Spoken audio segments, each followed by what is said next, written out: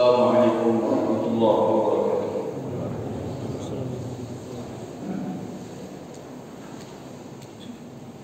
Innal hamdalillah nahmaduhu wa nasta'inuhu wa nastaghfiruh wa na'udzu billahi min shururi anfusina wa min sayyiati a'malina.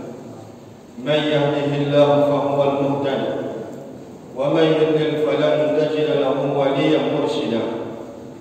Nashhadu an la ilaha illallah wahdahu la sharika lah wa nashhadu anna Muhammadan abduhu wa rasuluhu allazi la nabiyya ba'dahu.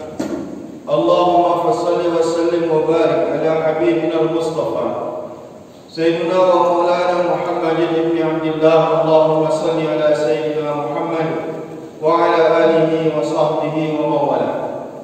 Ma'asyiral muslimin, usikum bittaqwallah, faqad fazal muttaqun. Qala Allah ta'ala fi kitabihil karim, a'udzu billahi minasy syaithanir rajim.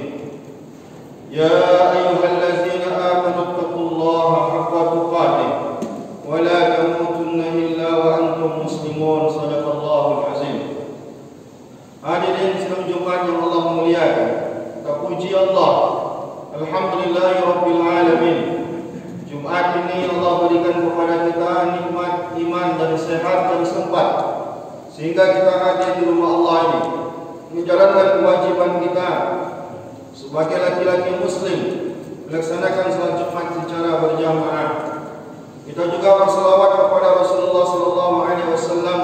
Allahumma shalli ala sayyidina Muhammad wa ala alihi wa sahbihi ajma'in.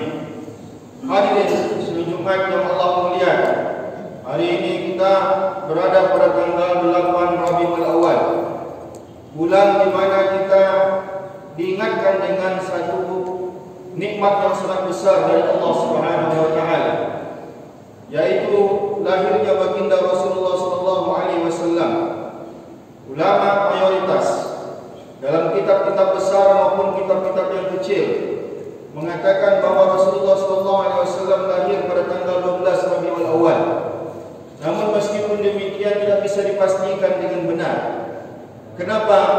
Karena memang pada saat lahirnya Rasulullah tidak ada sistem pengkalenderan, maka tidak ada yang mencatat dengan pasti. Hanya saja ulama-ulama sejarah berijtihad sesuai dengan indikasi-indikasi yang mereka temukan.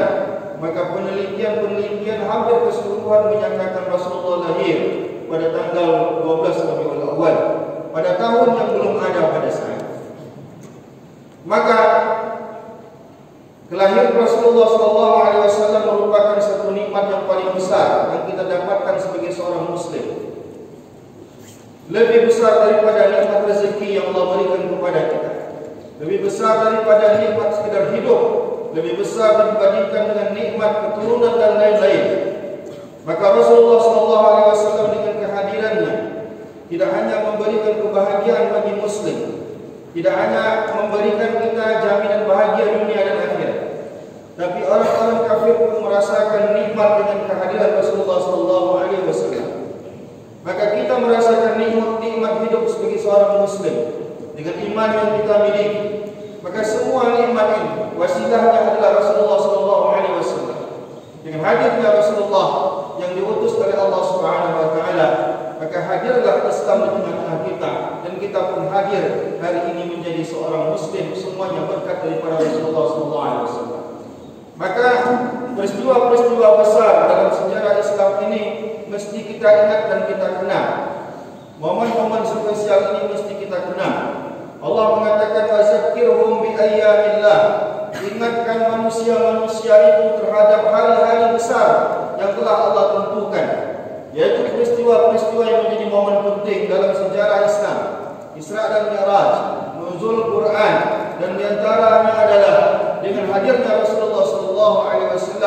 Ini adalah peristiwa besar dalam sejarah umat Islam dan perkembangan agama Islam.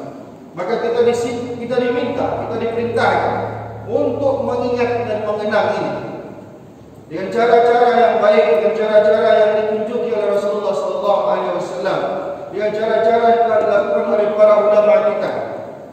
Maka mengingat, mengenang momen-momen spesial ini, di antara tujuannya adalah bagaimana iman kita tumbuh dan bagaimana Setiap detik kehidupan Rasulullah adalah sejarah perkembangan Islam. Mulai dari sebelum Rasulullah lahir, banyak peristiwa-peristiwa menjadi catatan besar dalam sejarah Islam. Sampai wafatnya Rasulullah SAW, maka secara utuh kehidupan Rasulullah dari awal sampai akhir adalah momen spesial bukan hanya bagi Rasulullah, tapi bagi seluruh umat Islam. Sejak nanti sampai lahirnya Rasulullah sampai nanti hari kiamat tiba, maka setiap detik yang dilewati Rasulullah adalah sejarah penting bagi kita.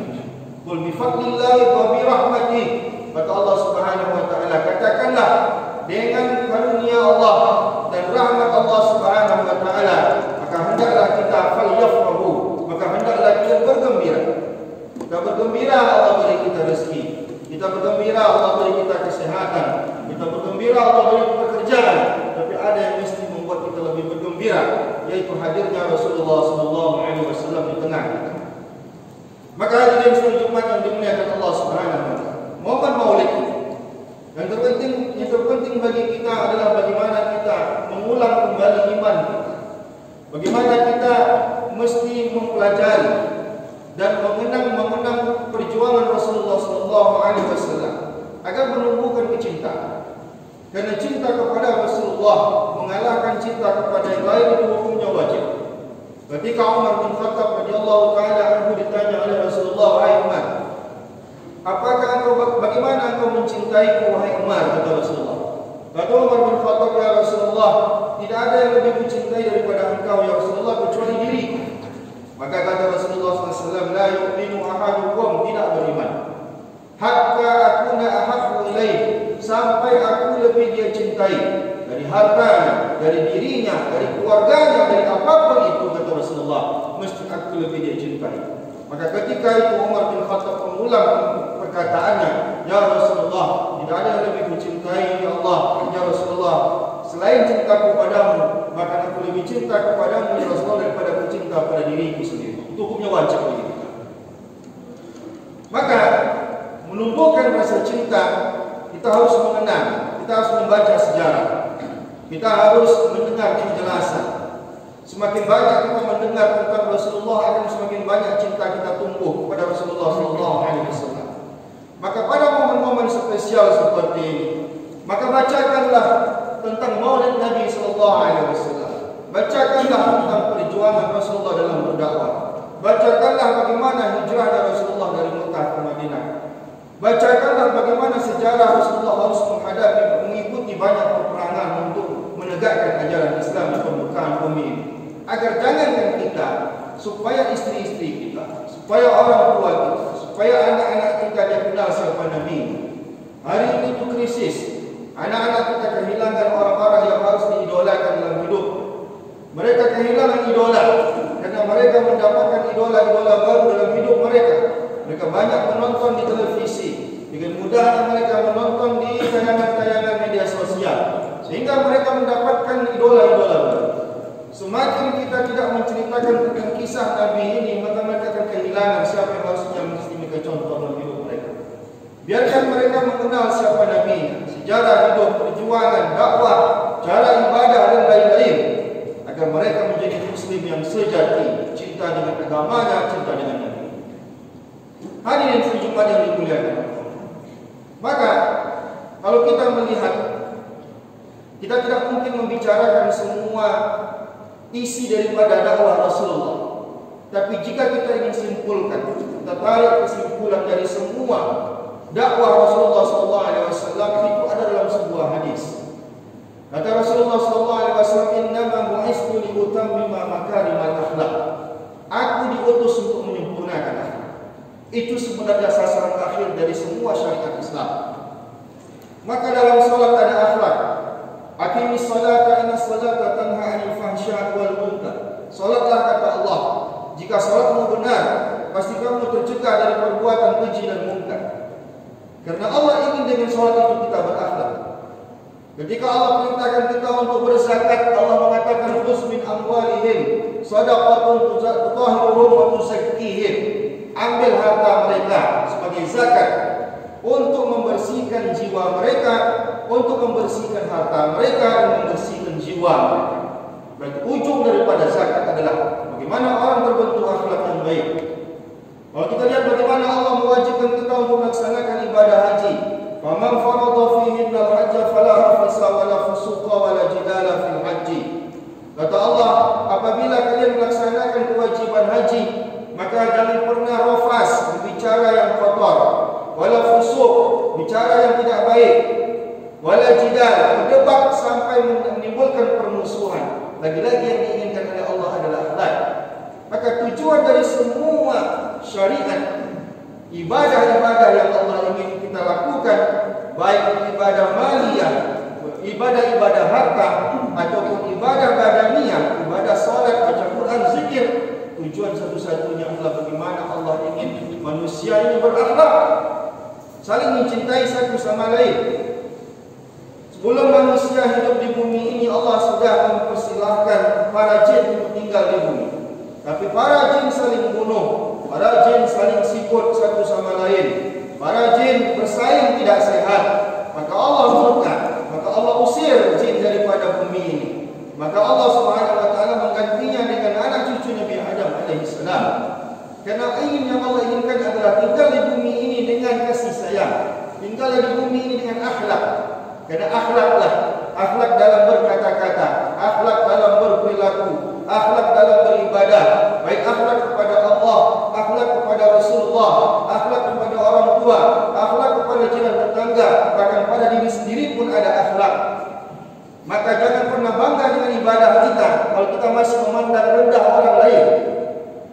Jangan pernah kita merasa baik ibadah kita kalau kita masih menganggap orang lain salah, kita yang benar satu-satunya. Jangan pernah kita merasa kita lah yang terbaik, tapi hati kita masih ada rasa benci kepada orang lain. Maka Allah Subhanahu wa taala sangat fokus dengan akhlak. Karena agama ini tidak hanya mengatur hubungan orang kepada manusia, kepada Allah Subhanahu wa taala, tapi Allah juga ingin agama ini mengatur kehidupan manusia kepada sesama manusia. Ketika seorang perempuan di zaman Rasulullah SAW rajin tahajud malam, rajin berpuasa di siang hari, tetapi mulutnya tidak mampu menjaga perasaan orang lain, maka orang-orang bertanya kepada Rasulullah, bagaimana orang ini ya Rasulullah? Kata Rasulullah, la khaira fiha wa hiya min ahli nar. Tidak ada kebaikan dalam diri orang ini, kata Rasulullah, dan dia akan masuk dalam neraka. Rajin sholat tahajud, rajin berpuasa di siang hari, tapi mulut tidak mampu dia jaga. Al-muslimu man salim al-muslimuna bi lisanihi wa yadihi. Orang itu muslim jika orang lain selamat dari lisannya, selamat daripada perbuatannya.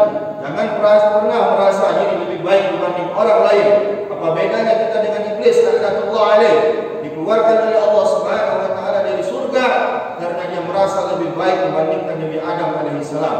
Dengan rajinnya kita ke masjid, jangan pernah merasa lebih alim dibanding orang lain. Dengan rajinnya beribadah, jangan menganggap diri lebih layak masuk surga dibandingkan orang lain. Dengan rajinnya bersedekah, jangan menganggap diri lebih dermawan dibanding orang lain. Maka kita jaga hati kita, karena Allah tidak hanya menghukum kita secara fisik, tapi Allah juga menghukum apa yang terlintas dan terbesit di hati kita. Allah mengetahui apa yang kita tampakkan dan apa yang kita sembunyikan. Dan Allah tidak hanya menghukum, Raqib dan Atid tidak hanya mencatat apa yang dilakukan oleh tangan kita, apa yang dilakukan oleh kaki kita, tapi Raqib dan Atid juga ditugaskan untuk mencatat apa yang terbesit di hati kita ketika kita memandang dan melihat orang lain. Penilaian apa yang kita berikan, maka ini akan berdampak kepada akhirat kita. Tabiru lil absar, perbaiki akhlak kita, karena itulah yang diinginkan oleh Rasulullah sallallahu alaihi wasallam. La'allakum